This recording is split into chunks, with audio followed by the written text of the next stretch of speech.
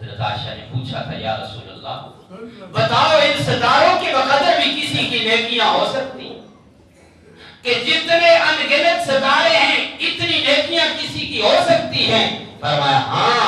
وہ عمر ہے اس کی نیکیاں ان ستاروں سے بھی زیادہ۔ تو ایک دم حضرت عائشہ چونک کے کہ میرا خیال تھا کہ ابو بکر صدیق کا کہیں گے، تو فرمایا حمیرہ کہ ان ستاروں سے زیادہ تو عمر کی نیکیاں ہیں، اور عمر کی زندگی بھر کی نیکیاں ایک طرف کر دو، اور جو ابو بکر صدیق نے غار میں میرے ساتھ 3 راتیں گزاری ہیں ان نیکیوں کو ایک پلے میں رکھ دو۔ عمر کی زندگی کی نیکیاں اور ابو بکر کی وہ 3 غار کی رات والی 3 راتوں والی نیکیوں کا مقابلہ نہیں کر سکتی۔ ابو بکر صدیق تو وہ ہے جس نے ایک دن میں 40,000 درہم قربان کر دیے، صدقہ کر دیے۔ 10,000 تو دن کو دیے، 10 رات کو دیے، 10 اعلانیہ سب کے سامنے دیے، 10 چھپا کے پوشیدہ دیے۔ اور قرآن کی آیتیں اتری والذین ينفقون اموالهم باللیل والنہار سرا وعلانیۃ۔ اللہ نے اس عمل کو، ابو بکر صدیق کے اس عمل کو، والذین ينفقون، قرآن نے بیان کیا کہ وہ لوگ جو خرچ کرتے ہیں اموالہم اپنے مال کو، باللیل والنہار رات میں بھی اور دن میں بھی، سرا وعلانیۃ پوشیدہ چھپا کر بھی، کسی کو پتہ بھی نہ چلے، اور وعلانیہ اور اعلانیہ سب کے سامنے بھی، تاکہ دوسروں کے لیے بھی ترغیب ہو کہ یہ دے سکتا ہے تو میں بھی دے سکتا ہوں مسجد کے، یہ دے سکتا ہے اللہ کے لیے میں بھی دے سکتا ہوں۔ تو فرمایا یہ چاروں صفتیں ابو بکر صدیق میں پائی جائیں۔ جب غزوہ تبوک کا اعلان ہوا، 2.5 لاکھ رومیوں سے مقابلہ ہے، سب نے اپنی اپنی حیثیت سے دیا، ابو بکر صدیق نے گھر کا سارا مال لا کر دیا۔ صدیق تھا نا۔ اللہ کے نبی نے پوچھا ابو بکر گھر میں بھی کچھ بچا کے چھوڑا ہے کہ نہیں؟ فرمایا یا رسول اللہ گھر میں تو اللہ اور اس کے رسول کا نام ہی باقی، سب کچھ لا۔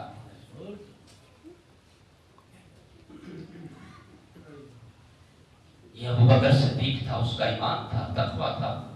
ہر بندہ ایسا نہیں کر سکتا۔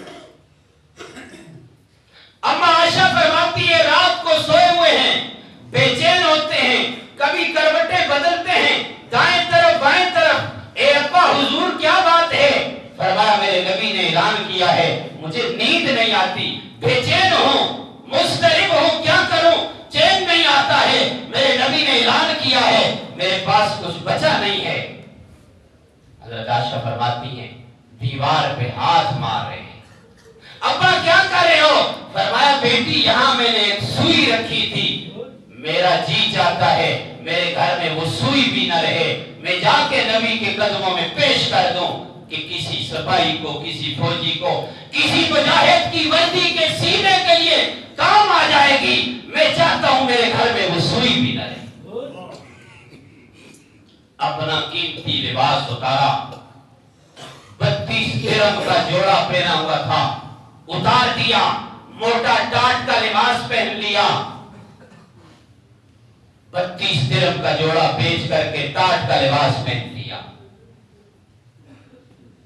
اور نبی علیہ السلام کے پاس حاضر ہو گئے۔ اللہ کو ابو بکر صدیق کی یہ ادا اتنی پسند آئی، فرمایا میرے نبی ذرا ابو بکر سے پوچھو یہ موٹا لباس، 28 پیون لگے ہوئے، 28 ٹاکیاں لگی ہوئی، وہ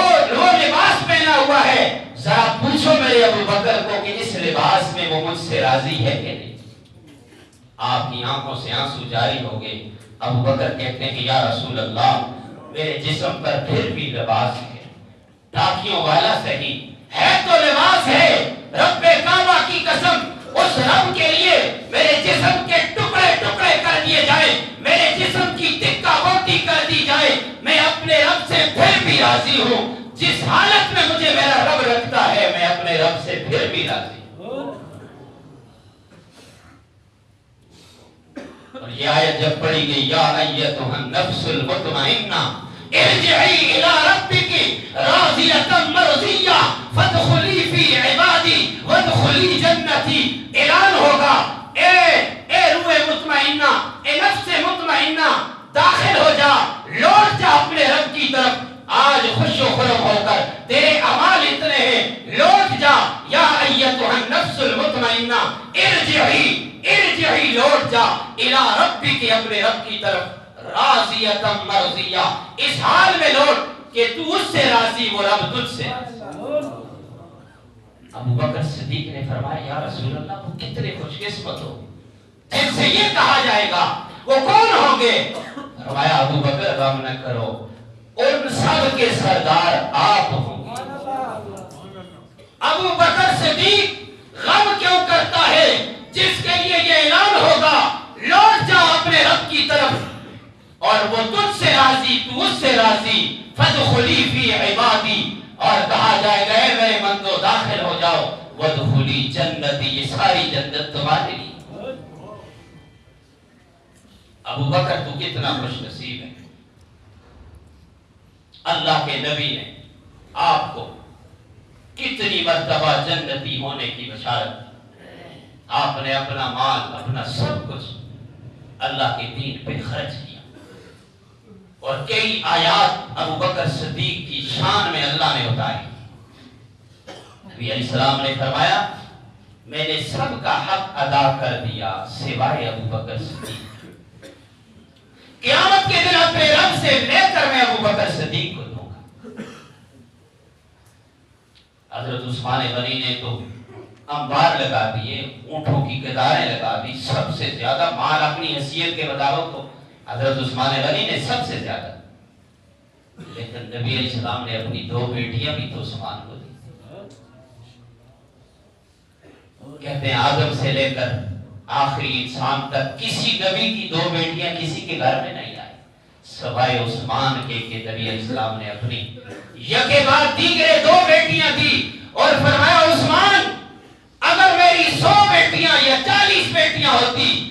یکے بعد دیگرے ایک کا انتقال ہوتا، پھر دوسری تیسری چوتھی میں تیرے نکاح میں تھی، تو عثمان کو بدلہ چکا دیا۔ حیدر کرار علی المرتضیٰ کو